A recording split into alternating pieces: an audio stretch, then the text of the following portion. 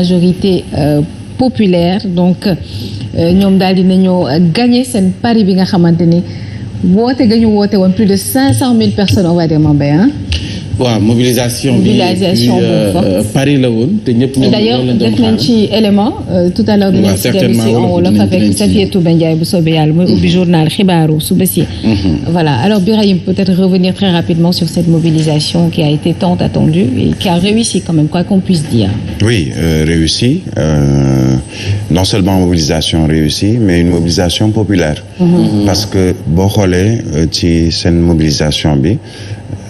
il y avait des manifestants ou en tout cas des inconditionnels de Yewwi, de Wallu et des autres partis politiques qui étaient représentés yoo xam ne ñu ngi jóge fu nekk ci Sénégal am na ñoo xam ne Louga lañ jóge am tey li tax ñu ne mobilisation populaire mooy du mobilisation car rapide njagantey wala import export boobu nga xam ne da ngay dem jël ay nit fayal leen transport jox leen après mobilisation njëgu sandwich njëgu yére wala tissu wala lu ni mel mais mobilisation réussie mais surtout ce que je retiendrai c'est deux choses benn bi mooy c'est lu ñu woowee benn acte fort boo xam ne opposition bi def na ko signal la ci le parti au pouvoir ou la coalition au pouvoir en perspective déjà des élections législatives prochaines parce que boo xoolee dans le discours qui a été tenu je retiendrai peut-être bu Khalifa Babacar Sall bu Ousmane Sonko ak bu Mamadou Lamine Thiam bu Wallu dañoo focaliser wu au tout début ci élection législative yu juillet prochain pour fàttali nit ñi et surtout informer nit ñi ci naka la ñu war a voter ak lan la ñu war a voter. Tout à fait. ànd bi ñu ànd démb feeñ na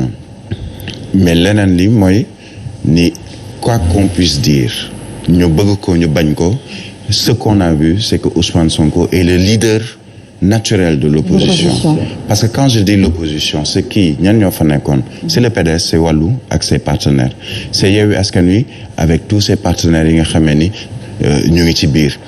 on a vu un représentant de Gëm Sa Bopp je pense c'est Mamadou Gueye l'original ak ñeneen gis nga image de 2011 quand on voyait à la place de la Nation yooyu temps ñu doon ko woowee place de l'Obélisque socialiste des néolibéraux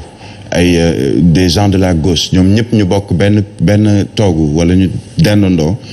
pour lancer un message à l'endroit de l'ancien président ci yooyu jamono muy maître Abdoulaye Wade c'est exactement ce qu'on a vu hier c'est-à-dire on a vu des libéraux des socialistes ou anciens socialistes wala socialistes des valeurs des gens de la gauche une société civile également ñoo xam ne dañoo dendandoo pour lancer un message à l'actuel président. On est à 2 ans des élections. Le discours a été au-delà des législatives du 31 juillet. Le discours a été focalisé sur la 3e candidature du président Macky Sall. Et c'est pour lui dire attention, vous allez nous retrouver ou nous trouver sur votre chemin si jamais da nga bëgg a àgg ci wàllu que 3e candidature boobu. Je pense que c'est maintenant au parti au pouvoir, mais surtout au président de la République de décrypter le message, pas celui des politiciens yi nekkoon ci pupitre, mais des manifestants qui, comme je l'ai dit, n'ont pas été soudoyés wala ñu dugal leen ci ay car rapide ak yooyu pour venir à cette manifestation parce que quand quelqu'un quitte une région assez lointaine du Sénégal pour venir à cette manifestation du dañ ko ci woo ne ko ñëwal indaaleel dañ la jox sandwich dañ la jox yére wala dañ la jox mbubb et c'est un message mobilisation campagne quoi. C'est pas une mobilisation campagne et attention c'est un signal au régime en place. Espérons en tout cas que ce régime va décrypter le message qui a été lancé hier. Très bien. Alors Hadj Mansour ñu ngi lay nuyu. di la ziar.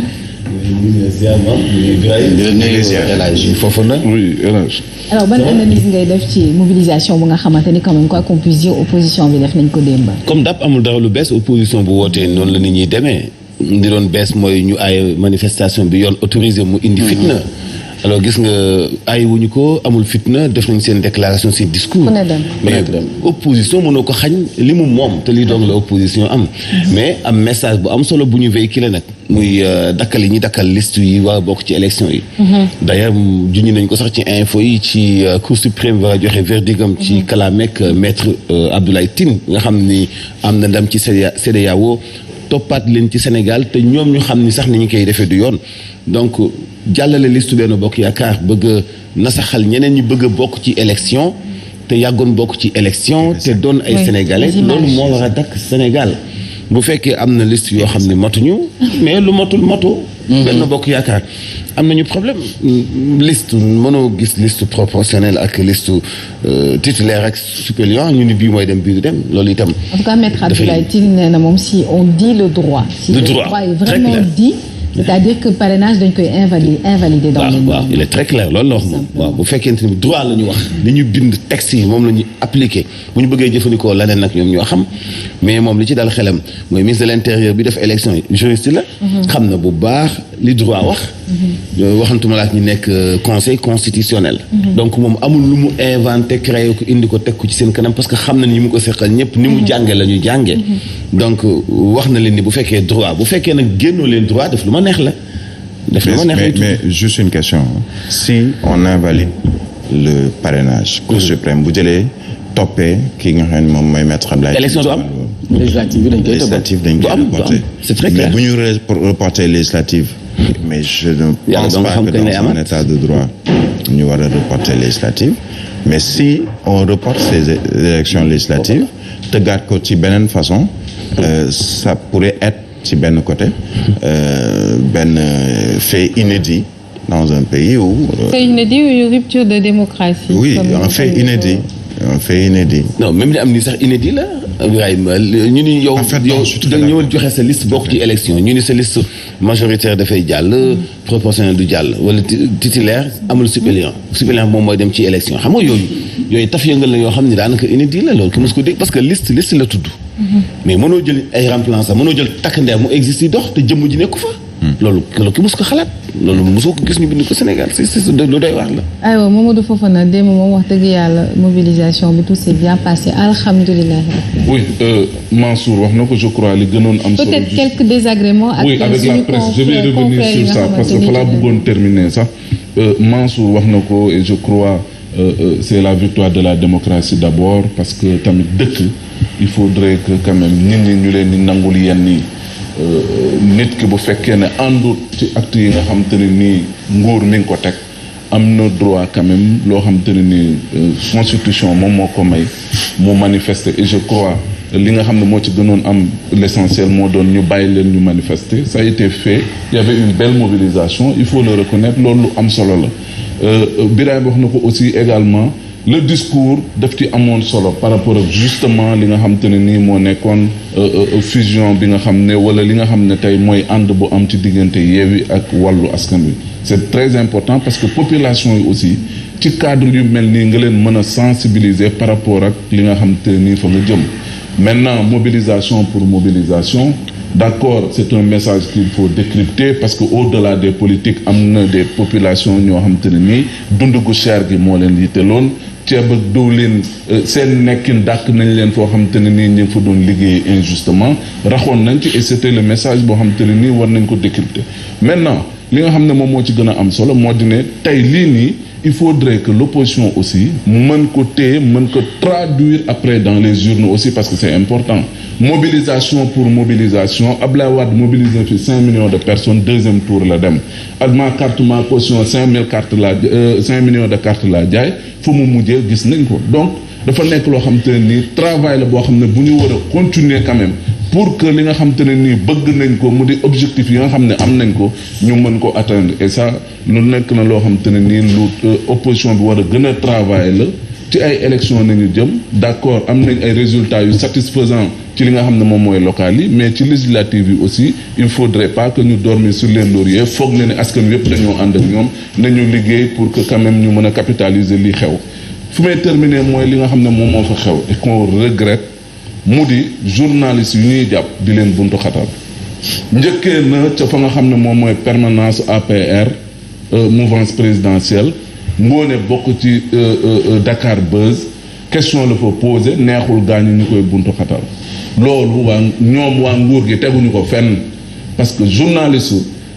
fu mu dem am na droit poser question bu ko neex bu la neexee nga tontu bu la arrangé wul nga bañ a tontu li xew démb fële ak yeneen journalistes yi nga xam ne ci rassemblement Yewwi bi dañ leen doon buntu xataal loolu teguñu ko fenn aussi parce que ñu ay journalistes seeni liggéey nañuy def il faudrait que tamit ñun journalistes yi ñu am fulla ak fayda boo xam te ne nii bañ a nangu kenn duñu terroriser ci benn camp bépp camp bu mu mënti doon nañu def suñu liggéey en toute responsabilité lu ñu war a wax nañ ko wax mais bu ñu séddee ci ay pression wala ay loo xamante ne nii mi ngi bàyyeekoo ci politique yi parce que wax nga lu leen neexul wala wax nga loo xamante ne nii bokkut ak ñoom gis-gis il faudrait que loolu tamit ñu nangul ko nit ñi autant ni ñu amee ñi ànd ak ñoom autant nañ nangu keneen ànd ak keneen autant nañ nangu aussi le journaliste def son travail parce que tamit journaliste mooy ki nga xam ne day yëgal askan wi li nga xam ne moom moo xew bu amul tey jii nii koo xam ne mooy def sa relais d'information oui su bu amul koo xam te ne kii day def relais d'information boobu kan moo koy def donc loolu sur le principe informer juste et vrai ñun ñëpp d'accord nañ ci mais c'est pas également benn motif buy tax nga bëgg a tànn bëgg a jël ay journalistes bëgg leen buntu xatal parce que wéy wax nañ loo xam ne arrangé wu la wala wax comporté wu nañ ñoo xam te ni neexu la nañu bàyyi journalistes yi cible bi nekkul journaliste ñoom muy pouvoir opposition la opposition pouvoir moom mooy seen cible merci. merci Mamadou Fofana. Kile. Mame Mbaye nañ dem. parce que aussi ñoom waa Yewwi Askan Wi